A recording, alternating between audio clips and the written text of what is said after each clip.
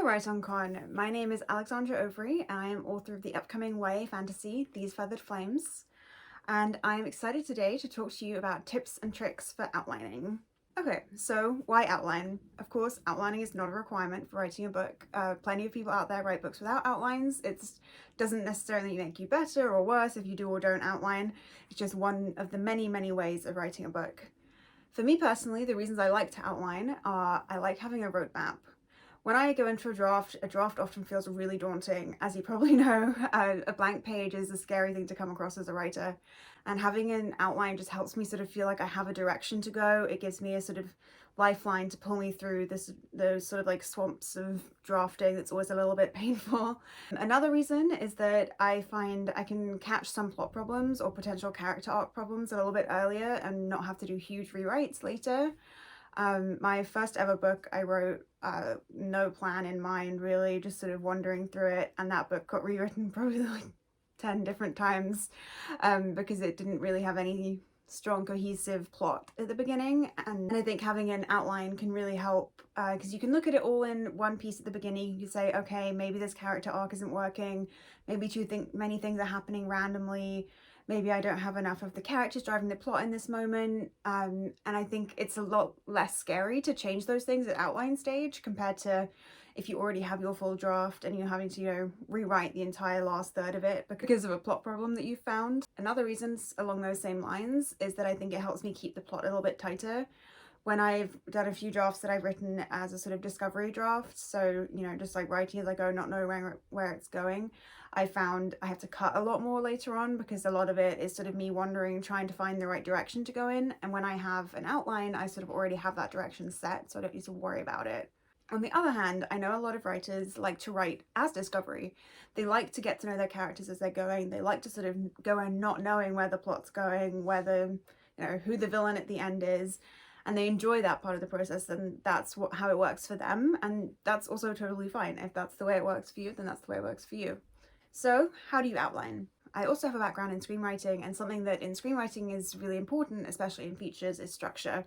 You will have some screenwriting professors who will teach you down to like the page when certain things should happen. The inciting incident has to be by page 17. That's probably wrong. Screenwriting professors, don't hate me.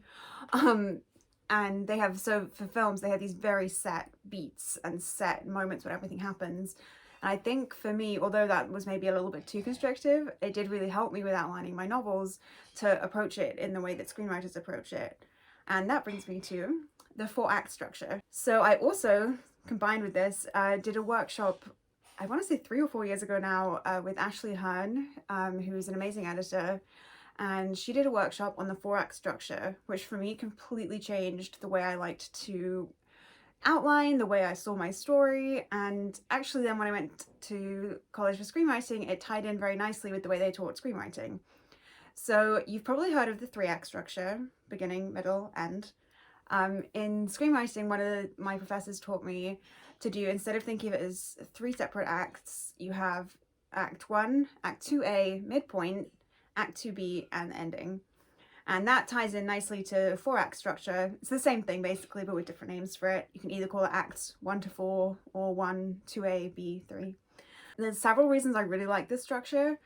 One is that I really struggle with middles. Whenever I'm drafting, I get to around like 50,000 words and I'm like, nope, this is done. I don't think it's doable anymore. I can't write a book. I've forgotten how to finish a book and I should give up.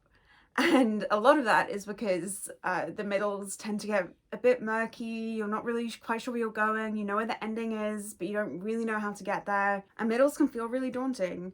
And I think something I really like with the 4-act structure is that it gives you a really set midpoint. It gives you a midpoint turning point. And I think that gives you a really strong axis to sort of like keep going and keep your middle really nice and tight without getting that sort of murky middle or saggy middle that, no one really wants. So to go a little bit more into the sort of nitty-gritty of it, again, there are tons of different ways you can do this. This is just the way I like to use the 4-act structure. I tend to start with a really clear picture of a beginning and a vague idea of an ending. So I, get my piece of paper, break it into 4 parts, go, okay, this is the beginning, this is the ending, how are we getting there? Act 1 will generally include the inciting incident, which is the moment where everything changes for your protagonist. That's a very broad way of putting it, but I think for me, when I'm first doing an outline, it's really helpful to have something quite broad. Like, even if I don't necessarily know exactly the way it's gonna go, I'll do, you know, this is when the Jedi attack and take away the jelly beans. I'm really bad at doing this on the spot. You're gonna have some really great examples, I'm sorry. So the Jedi attack and take away the jelly beans, that gets rid of the characters normal, it pushes them into a new world. And that new world doesn't have to be literal either, you know, that's a new world in terms of their worldview, in terms of what they're doing in their life, in terms of friends, in a lot of different ways. Because although I primarily write fantasy, this does apply as well to any type of book, although I'm talking slightly more in like high action terms, like Jedi and jelly beans apparently. You can do this for contemporary, you know, it can be the inciting incident can be the moment the auditions are posted for the new musical. And then for me, I like to have the end of Act 1 be the point of no return, which is to say the point where the hero is completely locked into this situation and there's no way to turn around. You know, if they went back now, they would lose their sibling forever, they would never gain magic, they would never get that part in the play. For me, I really like having that point in the outline, and it's always like the little bit I highlight at the end of Act 1 because it tells me a lot about the character, and once I get that worked out, a lot of the plot will sort of fit in around them. You know, if this is the Hunger Games, this is the point when Katniss volunteers in place of her sister, and that, you know, immediately tells us so much about her character. You know what she would go to, the lengths she would go to for her family, and I think once you have that pivotal moment, a lot of the rest of the plot helps to sort of begin fill itself in. So I often focus on that first act for quite a long time in my outlines because it helps me get to know the characters a bit and understand where everything's fitting in. And then going into Act 2. So if you're doing the 4-act structure, this is Act 2, or if you're doing the screenwriting 3 acts broken up, this is Act 2A. So 2A is going to the new normal. It's facing complications, it's, you know, more obstacles in the way of their goal. They're trying to sort of really build up towards something. Whatever their aim is, that's what they're building towards. And then you get to the reason I really love the 4-act structure, which is the midpoint.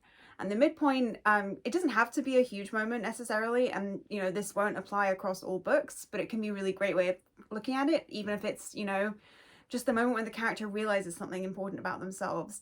The midpoint is a turning point. It's the moment when we realize everything is now gonna go careening towards the end. It's that moment where, you know, we've gone past the point of no return. We're at the point where the character is very much locked in, and now there's a big shift that has come in and complicated it, or the character has realized something about themselves or their love interest that makes a huge difference to the way they see the world. I can't really think of a non-spoilery example off the top of my head, but a book I read recently that did this so well is Girl, Serpent, Thorn. If you have read it, you will know what I mean, but I don't want to say it because it's a huge spoiler. But go read that to think about and see what I mean by about a really great midpoint turning point. From the midpoint turning point, so either end of Act 2 or end of Act 2A, you go into Act 3 or Act 2B. Which is, this is the sort of part of the story where you're going towards the low point. You're going towards that dark night of the soul moment, the moment where the protagonist has lost everything and has to really pull back and, you know, dig deep and find a way to come back for victory. Again, I'm speaking super broadly, but this generally is the way of explaining it. I always enjoy writing this bit because I like emotionally torturing my characters, and this is basically another way I think of this bit is everything goes wrong. So I like to see the end of the 3rd act as the darkest moment, which again doesn't have to be that literal. If you're writing a fantasy, maybe it is that literal. Maybe it's, you know, they're at the bottom of a well, and I don't know why they're in a well, but they're in the bottom of a well and there's a dragon coming and their sister's been kidnapped, and everything they've been building up to this point has been taken away. And I think, again, I really like having that sort of like button at the end of Act 3 because it gives me a really good aiming place, and it helps and it really helps the plot sort of, I keep saying careen, but that really is the expression I feel in my head for this, is it careens towards this point. It's a sort of like downhill motion where there's nothing you can do to stop it now, even as you're watching things going wrong. So you go from the darkest moment into Act 4 or Act 3 if you've done 2A and B. So into Act 4. Act 4 tends to be the shortest of all of them because it's really, at this point, you know, more than 2/3 of the way through the story, you're at the darkest moment. From this point, you have to build up towards the ending. Of course, this will vary slightly depending on what you're writing. For example, if you're writing a series, your ending probably won't have a big conclusion and denouement to it, but it still needs like a little bit of closure. So I tend to find when I'm outlining that Act 4 is the easiest one for me, because by that point I feel like everything is set up, and it's sort of like you've set up all these dominoes and now you knock them all over. So the protagonist is in this darkest moment, they have to dig deep, they have to, you know, go and save their sister from the dragon, and it's the moment when the character arcs come to a conclusion, the emotional arcs come to an end. And yeah, for me, I always really enjoy that bit, because I feel like it's the bit I've been building to this whole time, and I'm like, yes, I can finally have some fun with this ending bit. So that is the basics of the 4-act structure, and the structure I like to use in my outlining. Like I said, you can use any kind of structure you want. It's really just about having something to hang different plot points on. It's about having some kind of bones that you can build on to create your draft. And I think that's why I really like it. It's you get a little bit of something before you're just venturing out into that blank page territory of the draft. I want to emphasize that you definitely don't need it to be that detailed necessarily. I have, you know, a lot of different outlines. Some of them are very detailed, some of them are very sparse, some of them have a lot of detail at the beginning, and the ending is like they somehow defeat the dragon with jelly beans. What?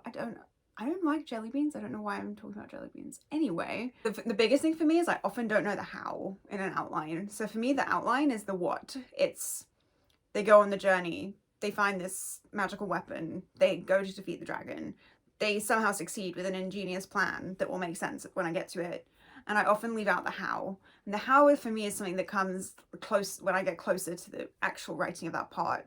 And I often will re-outline. So maybe I've finished Act 1 in a draft, and I will go back and re-outline Act 2, because now I know a bit more about the characters, I know a bit more about the world, I might have added some random stuff in as I was drafting, and so I'll go back and re-outline it, so I have this sort of new roadmap to follow into Act 2. And that brings me to another point, which is don't feel constrained by an outline. Just because you have an outline does not mean you have to stick to it. I don't think I've stuck 100% to an outline ever, including ones that I've had to have like approved by my publisher before I do them. So definitely don't feel constrained by an outline. An outline is just a map to help you along the way. If as you're going, you see another route that works better, take that other route.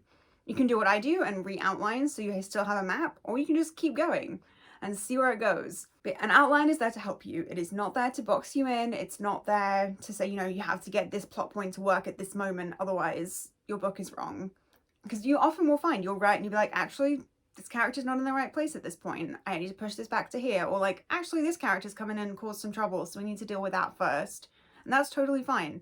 That doesn't mean you've failed your outline or you're doing something wrong. It's just a part of the process. And that's really what I hope I'm getting across to you completely is this is a really great tool, and it can be really good to try, even if you normally like to write just as a discovery writer.